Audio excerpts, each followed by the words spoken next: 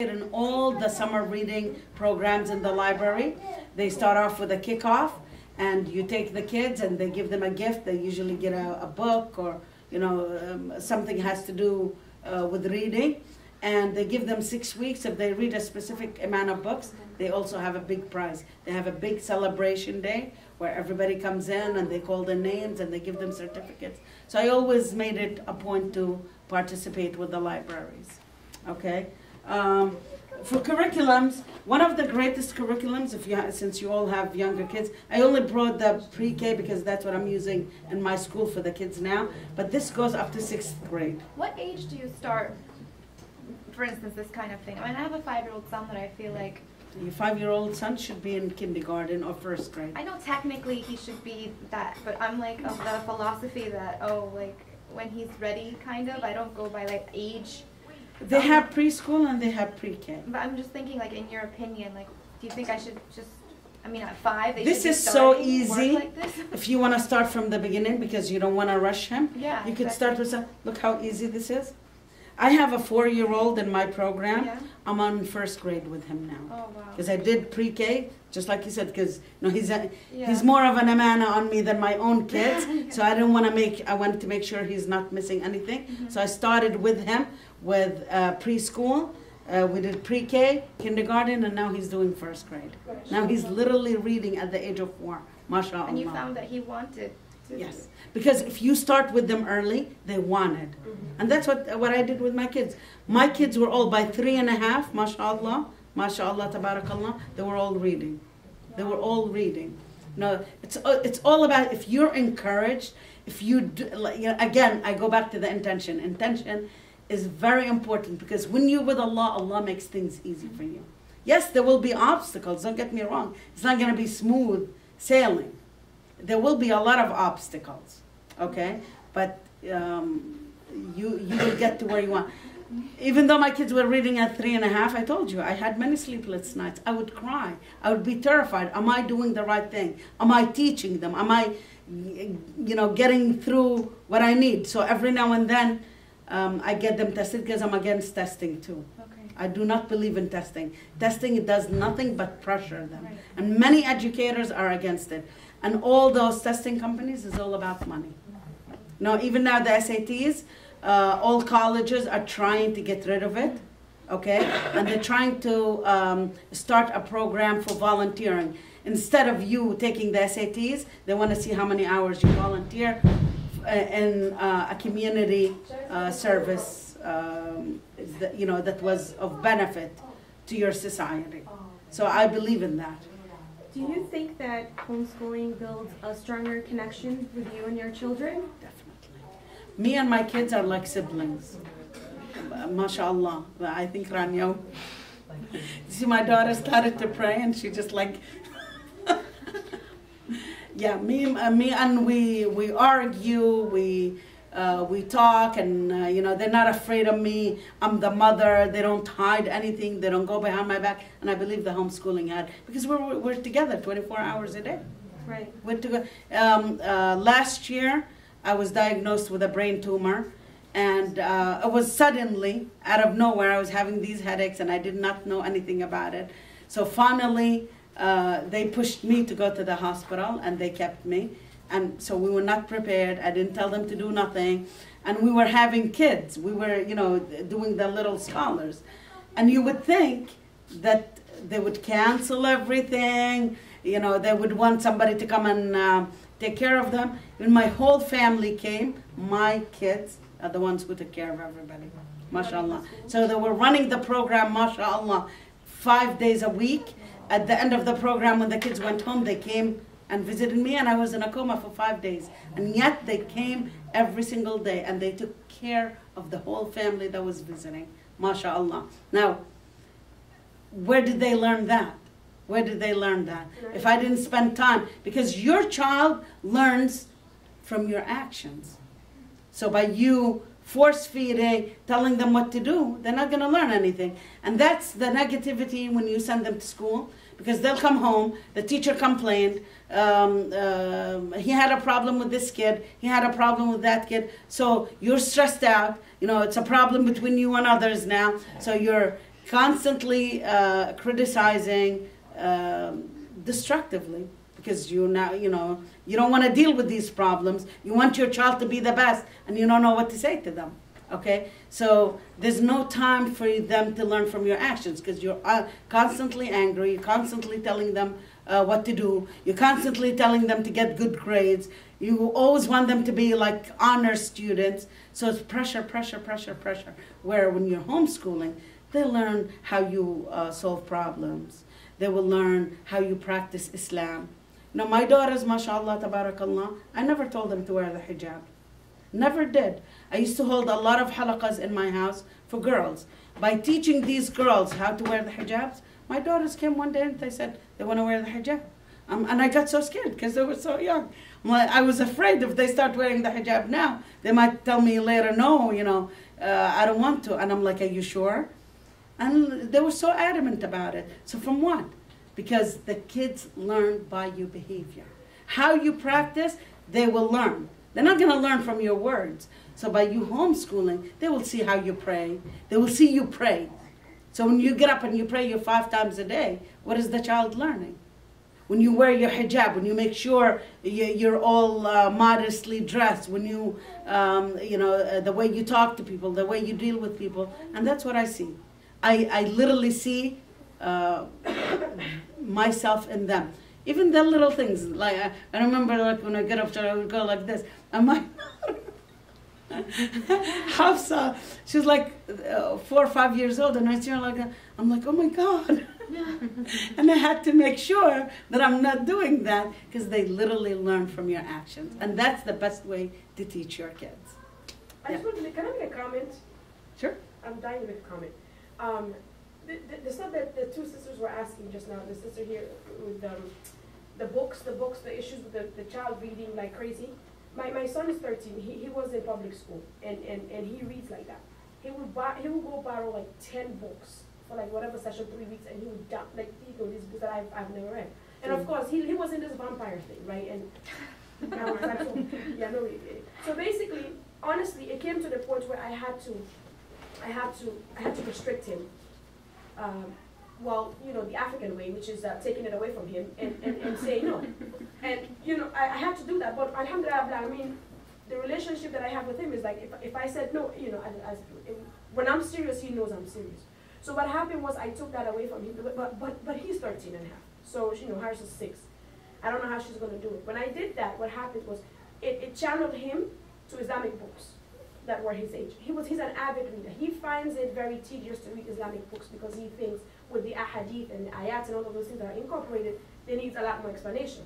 So I said, okay, alhamdulillah, I mean, there are scholars and students of knowledge who have series of short Islamic books. Like, for example, the Umdatul Ahkam was a very, and it's the everyday things we do. So I had him listen to that series. And they have the PDF file that he can print from online. So that right there, mashallah, his knowledge just went a lot more, because very simple things, and the brother is really good at explaining, at low level. So that's one of the issues. The other thing about cleaning the house, and wallah, this is the biggest, right? So first of all, don't worry about people coming in your home and judging you, honestly. What about your husband? Your husband? Inshallah, he gets used to it. Major problem. What about his What are they not a problem, right? But honestly though, really, the thing is, your daughter is, your kids are at the age where they can sort. Yes. Your kids are at the age where they can actually stand up and wash the dishes. Yes. Okay? So all of these things, involve them, like she's saying, involve them in every little thing that you're doing. Right now I'm homeschooling my son, who's 13, and I'm homeschooling my niece and my nephew, and they're little kids. But wallahi, a 13-and-a-half-year-old boy, I can leave him at the house for 2 hours with these kids and come back, everything is fine. Because he learned from the way it has been going. He knows how to take care of the kids. He knows how to cook them breakfast. He knows how to cook, warm up the lunch for them to eat. He's a boy, and it's not even a girl that you can say he has a girl thing in it. No, So, the other solution is, it's very easy to get somebody once or every other week. Yes. I used to get somebody $50. They would, especially if you have a small place. $50, they would, clean, organize everything. And this way it's easier for you to do little things, and then after 2 weeks, you would, I still do. Once a week, they come up once a week, you can order them. I mean, it's up to you. It's not cheap, and Yes. homeschooling is very expensive. Which, by the way, another thing, you don't really have to go all the way and buy all the expensive stuff. I'm a Montessori. I'm a believer in Montessori, and one of the greatest encouragements. I remember listening to the story of the two guys that created Google, and one of their comments, and my kids were like, my kids were babies, and they said what made them be creative and do something like that. They said, well, we grew up in a Montessori school. And that's the way we grew up. We grew up all outdoors, all hands-on, but we never labeled it Montessori. And the Montessori system comes from where? From Europe. It's Italian. Right. Dr. Montessori is a pediatrician that put the system together because people, everybody wants to upgrade, and they think letting go of the old things is better. You're more sophisticated. But if you go back to the old things that we grew up with, or your parents grew up with, it's the best. Look, for example, you go to the dollar store. I got rocks, and by the way, because I'm a social worker, I do play therapy and I do art therapy with kids with problems, and this is what we use. Okay, look, and for education-wise, you're using sensory, motor skills, all of that. So I have them do this, which we did today, and write like important messages that you want your kids to remember in Arabic, because in English you get fine. Like, look at this. This is like, I don't know, 69 cents for the rock. Okay, but it says small. Isn't this the sunnah? Okay, and while your child is playing with it and practicing and doing, so little things, these things mean a lot. They have a lot of peace, which is Islam, sincerity. So these little things. Another thing that my kids love, and the kids I work with right now, buttons. Sometimes you go to, I was telling, where's Melissa? The best ways I used to find materials is go to the upper areas, garage sales. Don't ever be embarrassed, because you know what happens with these areas? They're such spoiled kids. They get a lot of gifts. They have, it's overwhelming that they never use them. A lot of times you would find it's still packaged. Okay, $2, $3. You find a lot of good creative materials. Of course, certain things, you don't. Of course, you want to plant the seed of loving Islam and the hadiths. What does the Prophet ﷺ say? The one that built the masjid. What rewards they have? So you go, okay, here, build the masjid. Okay, so it's little wood. So you're killing how many birds in this? You're teaching them, the sunnah, the rewards, everything, and they're using the sensory, the motor, the creative. So that you have to be thoughtful. Plants. I think this was 50 cents from Target. Very easy. This is mint. Okay, so you plant with them all spring long. Then you use this. This was $1. Look at the shapes, all the shapes that they could use. You have to be creative. You really have to be creative. If your intentions are the right intentions, Allah will open up ways for you. Yeah. I have a question. So, in regards to your involvement with the Board of Education, were you ever able to get your kids to do something in public school, like just have them work with you where they could participate in a, science class or something that's not they're not full-time students, but they could do something in the local high school? I never looked for it, because honestly the public school kids are deprived. When they are giving a science fair project, they have to go home and do it. They know. I remember many kids, because I used to do all sorts of works to make money, and I would tutor, I would help, whatever. A lot of kids would come to me, and we would help them building a science project together. So there's really nothing. The public school is going down and down and down. and it's the worst. And New Jersey is one of the worst in the nations after New York. So So how I did you never tackle really. science and like chemistry? A lot of hands-on, a lot of hands-on. You know, when outdoors, Liberty Science was great. I used to go once a week. Okay, they always have something. Liberty Science is the best for science. And then places like Van Zandt Park, the museums. Sometimes they each year or maybe every 3 months they have a whole section on something. Okay, same thing with the social studies, geography. I used a lot of puzzles. They learned the world. Yeah, the world, the United States at a very young age through puzzles. And then we'd show them DVDs. What else did we do? The Discovery Center. Remember there was a major course with Sheikh Al-Maghrib. Do you remember what's his name? No. The African. Oh, I'm very bad with names. No, Abdul Hakim Greek. Abdul Hakim Quake. Yeah, he's all over.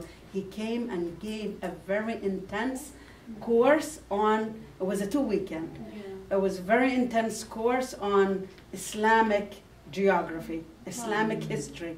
And my kids were all like 10 and 11, but they all took it, alhamdulillah. And he made a trip to the Discovery Center in New York, and they had an exhibit on the Islamic architectural and history, and he took them and he went around, he was the guide for them. So, and that stuck with them. So you gotta pick, because social studies and science is not as major as English and math. If you establish reading and writing, then it's easy for them to learn science and learn, even math. If they don't read, they're not gonna read. They're not gonna learn math. I have a question. Okay, so from what I'm hearing, you are obviously very active and very outdoorsy. So as a fairly new homeschooler, I'm finding that I am extremely busy all the time being out with the kids, so constantly taking them to field trips, taking them to activities, taking them to programs, that sometimes I feel like, is this the right way? Like, should I be out all this time, or should I just stay home and have like relaxed homeschool atmosphere? Like, I'm struggling like to figure out whether being outdoorsy and constantly taking them to these events and programs and museums and this is the better way, or is it better just to raise them in this kind of relaxed environment? So that's what I'm also struggling with, because I don't know. You gotta do both. You can. And also me, I never made it a schedule where I have to do this. I would wake up in the morning, it feels like, it's a good day to do this. Okay, we'll pick up and go. It didn't, we'll just stay home and do whatever we have to. Okay, so I never stuck by a schedule. Okay, it takes usually about 2 hours to finish everything if you're gonna do, the academics by books. 2 hours and you'll all be done. And the way I know a lot of you are asking, how do you manage so many ages? What you do, the younger ones, obviously, especially if they're not reading or writing, or you have them beginnings, you give them something that self-explanatory. You give them a hands-on activity. You explain to the older ones, and then everybody is on their own. That's one of the beautiful things about homeschooling. They become independent. They become independent. Most of the times they tell you, oh, we don't need you to, because they read the instruction. They read, what they need to do. And so really you don't need to do much. You just, supervise. You make sure they did the work. You make sure that things are done the way they're supposed to. In terms of, I also heard you mention that, so you would do 3 grades in a year, for example. Pretty much. So this is something I'm getting worried about, because, not worried, but I guess, my you don't 8-year-old, have she's to. already a year ahead. And so it's making me a little bit afraid, because Why? I'm not sure if, like you said, to make sure that they're grasping all the concepts. I mean, it looks like she's grasping all the concepts, she's doing everything fine, but should I just keep going, or should I stop and take a break? A few years back, how many of you heard about the 12-year-old that was accepted in Harvard? Yeah. Wow. And by the way, the best students that colleges look for and offer scholarships to is the homeschooled kids. Yes. Once they know you're a homeschooler, you have priority over anyone else. Yeah. Wow. So I should just keep going. Yeah, You just don't definitely. have to stop. No, you don't have to. What's the worst scenario? Is you're gonna continue? You're gonna get her extra stuff for later on? Even if she goes to school, Yeah, that's she'll what be I feel. ahead. Like sometimes is her brain Well, maybe exploded? Is she she even can- grasping anything? I mean, obviously you know they're grasping, but you feel at the same time like, well, she didn't get this particular thing, or she's not. So you go back and reteach. Yeah, you go. You do enrichment. Yeah, you do enrichment. Yeah. You just have to be creative. Would Yes. you? Go ahead, sis. Thank you. Would you recommend any specific math curriculum that you find that's hands-on and it's you have critical thinking component and you have the There's so many. computational You just need to like look into what's the basics. For me personally, I hated math. I did very well. I got honors in math, but you know, I would study for the test, and once the test is over, boom. Okay. So what I did is I hired a lot of tutors for them. I mean, it was okay. You know, they did well, but they also hate math. You know, they don't like math, but they're doing very well in it. You know, mashallah. It's not like, you know, they're failing in it or anything like that. But so that's something you have to keep in mind. Whatever you have weakness in it, you know, try to. And by the way, I'm sorry to say this, and I hope you guys are not gonna get angry with me. When I started homeschooling, there were many successful sisters, and I tried so hard to put groups together. And what happened is, we start and everything, and I found everything was dumped on me. I would have to be doing most of the work, and these sisters were just looking for extra help. Maybe they weren't able to do it, whatever. So, and there were just nobody together. Nobody together. The Central Jersey, I'm not sure how much they do together. They don't. I know now, Sister Faryal just started a co-op with Aisha. So I believe that's, yeah, Aisha Siddiqui and Faryal. It's kind of different now. It's more an educated generation. So, you know, that could make a difference. I'm not sure. For me, it never worked out. I was dying. I really wanted to be part of a co-op, mainly for the socialization, but it did not work. Not because I didn't want it to. There was no cooperation. Yeah. So be prepared for that. Don't put all your energy into that. Then when it falls apart, you'll cry. And I think I told you that too. I remember having deja vu is exactly Yeah, the yeah. same. You want to put them away so we can go through behind. What methods did you use to get your children to read at an early age? What levels? What method? What methods did you use to get your children to read it? You start off with, of course, the alphabet, and then the sounds, and then you start teaching them the sight words. I found Bob books the best. My kids literally wore them out. And they go into levels all the way to like reading high. So Bob books are one of the greatest ways of, I don't know how many of you know that. Yeah. Very easy. Like to teach the letter the, a whole book for each sight word. It's very easy. Foundation is a really good program. And then, you know, you can get them on Costco for $10. Fun. $10. $10. Yeah, this whole box is $10 in Costco. Yeah, look, Costco, BJ's, thrift shops. But like I said, go to the good areas because there's, I'm sorry, I don't mean it in a bad way. They really do have a lot of good stuff. Two questions, sis, inshallah. One, kind of adding on to what Christina's question was about the child being ahead. If you're not testing, and I don't mean you, I mean the parent. If the parent is not testing or giving exams, how are you assessing whether or not a child has truly grasped the subject? Because, like, for example, in our co-op, sometimes whoever's teaching that week will ask the children at the end, okay, who can tell me one thing you learned today, for example? And all the kids will go around, and my kid is usually the one who is like, oh, I don't know. But then, like 2 weeks later, or 3 weeks later, I'm watching him play, free play, and he's talking about everything that was in that thing. You know what I'm saying? That he was exposed to. So I don't know, is it, do they take time to process the information? Or do you, like, when it comes to just moving on and just advancing them, how much time should we be giving them to really soak it in, and what signs You do we don't look need for to that they have because- true understanding? Yeah. They have mastery, you know? In And I have another question. regular public school, and this is a known fact, 85% of what they learn they forget in the summer. It's the total opposite in homeschooling. They don't forget because So by the there's no summer, he'll remember. pressure, no stress. It's literally one-on-one, okay? So that's a difference. Every book has a test at the end. I did, every now and then, because of my fear, am I doing the right thing? I did the turnovers for them. It's very expensive. Then my friend established a tutoring company, and she was mainly working with public schools, and she established a testing to test the levels the kids are on. So we used to do that for my kids too, and that's how I found out that they're above their level.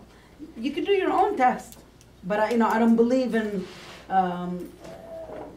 testing on a regular basis because it scares them. Till now, they don't like testing.